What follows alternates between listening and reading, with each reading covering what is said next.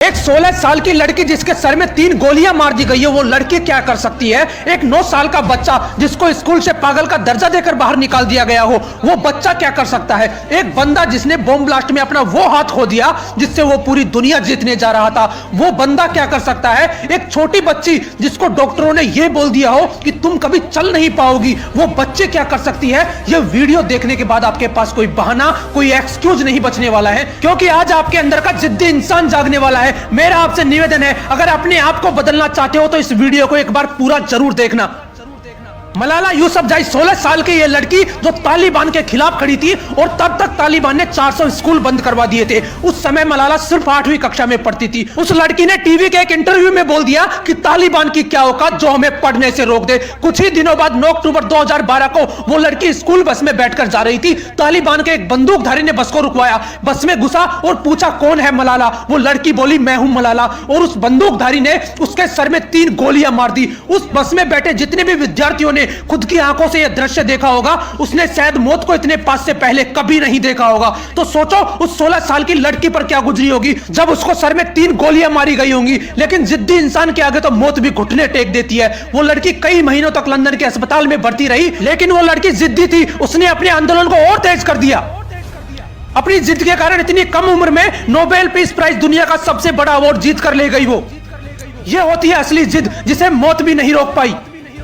मान लो आप किसी एग्जाम की तैयारी पिछले 2-3 साल से कर रहे हो, और वो एग्जाम ऐसी है जो सिर्फ रिटर्न में ही ली जाती है, मतलब कि आप उस एग्जाम को लिखकर ही दे सकते हो। आपकी तैयारी एकदम जबरदस्त तरीके से हो चुकी है। अब भगवान ना करे लेकिन एक बार सोच कर देखो, आपके उस हाथ को कुछ हो जाए जिससे आप एग्जाम देकर अपनी जिंदगी बदलने वाले थे, उस समय आप क्या करोगे मैं बताता हूं। उस दिन के बाद शायद आप एग्जाम देने के बारे में कभी ना सोचो। लेकिन 1938 में हंगेरियन आर्मी का एक बंदा कैरली, जो उस कंट्री का बेस्ट पिस्टल शूटर था, क्योंकि जितनी चैंपियनशिप हुई थी उस कंट्री के अंदर, वो उन सबको जीत चुका था। सबको उस बंदे के जीतने की जिद ने ये कंफर्म करवा दिया था कि 1940 में होने वाले ओलंपिक्स में गोल्ड मेडल कैरली ही जीतने वाला है। लेकिन 1938 में चल रहे आर्मी के ट्रेनिंग कैंप के दौरान उसके उसी हाथ में एक हैंड ग्रेनेड फट गया, जिससे वो पूरी दुनिया जीतने वाला था, और उसने वो हाथ हमेशा के लिए खो दिया। लेकिन वो इंसान भी जिद्दी इंसान था। 1 महीने अस्पताल में रहने के बाद उसने अपने दूसरे हाथ की तरफ देखा और फिर से ट्रेनिंग शुरू कर दी, अपने उस हाथ को दुनिया का बेस्ट शूटिंग हैंड बनाने की,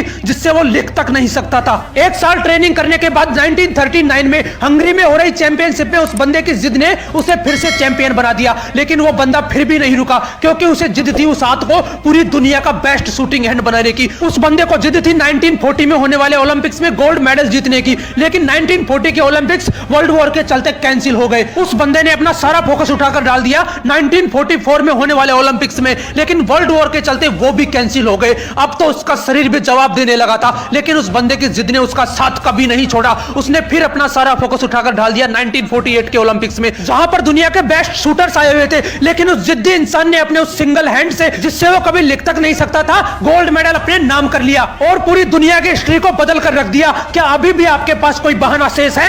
एक बच्ची जो जन्म के समय ही कमजोर थी, क्योंकि जन्म के समय उस बच्ची का वजन था सिर्फ 2 किलो। जब वो 4 साल की थी तब उसे पोलियो ने अपनी गिरफ्त में ले लिया। उस लड़की को चलने के लिए कैलिपर्स का सहारा लेना पड़ता था। कई दिनों तक उसका इलाज चला। आखिरकार डॉक्टर ने भी अपना जवाब दे ही दिया कि आप कभी अपने पैरों पर नहीं चल पाओगी। एक दिन उस लड़की ने अपनी क्लास टीचर से ओलंपिक रिकॉर्ड के बारे में पूछ लिया, जिससे क्लास के सारे बच्चे उस पर हंसने लगे, और टीचर ने भी यह बोल दिया कि बेटा तुम क्या करोगे ओलंपिक के बारे में जानकर, तुम तो चल भी नहीं सकते। यह बात उस लड़की को दिल पर लग गई, और उस लड़की को जिद आ गई कि मैं चलकर नहीं, तोड़कर ओलंपिक में गोल्ड मेडल लाकर दिखाऊंगी। अगले ही दिन उस लड़की ने अपने पैरों से कैलिपर्स निकालकर चलने की प्रैक्टिस शुरू कर दी। वो कई बार गिरी, कई बार चोटें आई, वो बार बार गिरती लेकिन फिर खड़ी हो जाती। जब आंखों में अरमान लिया, मंजिल को अपना मान लिया, है मुश्किल क्या आसान है क्या, जब ठान लिया तो ठान लिया। बार बार गिरने के बाद वो जिद्दी लड़की विल्मा रुडोल्फ सिर्फ चली ही नहीं बल्कि दौड़ी, और दौड़ी भी तो ऐसा दौड़ी कि 1960 के ओलंपिक्स में 3 गोल्ड मेडल अपने नाम करके एक नई हिस्ट्री क्रिएट कर दी। क्या अभी भी आपके पास कोई बहाना शेष है? जब ये लोग कर सकते हैं तो आप क्यों नहीं? भगवान ने आपको भी वही हाथ और वही पैर दिए हैं। सोचो आप एक ही एग्जाम में 10 बार फेल हो जाओ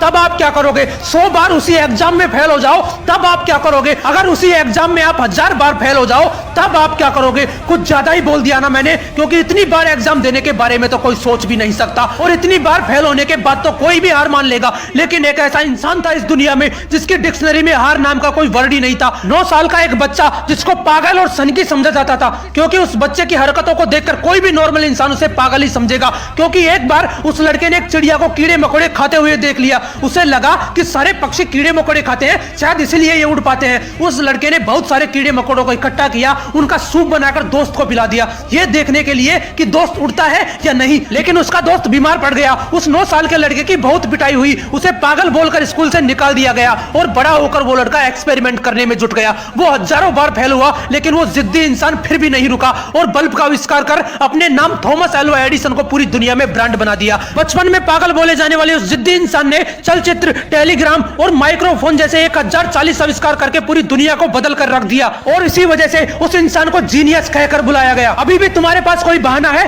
कितनी शिकायतें हैं तुम्हें अपनी जिंदगी से, कितना रोते हो तुम अपनी किस्मत पर। कभी ऊपर वाले को ब्लेम करते हो तो कभी सिचुएशन को ब्लेम करते हो। हालात अपने आप कभी बेहतर नहीं होंगे, तुम्हें अपने आप को साबित करना होगा, तुम्हें इस पूरी दुनिया को बताना होगा कि तुम कौन हो। बस कभी हार मत मानना, लगे रहना अपनी जिद के साथ, तुम कर सकते हो। You can do it, you can do it, you can do it.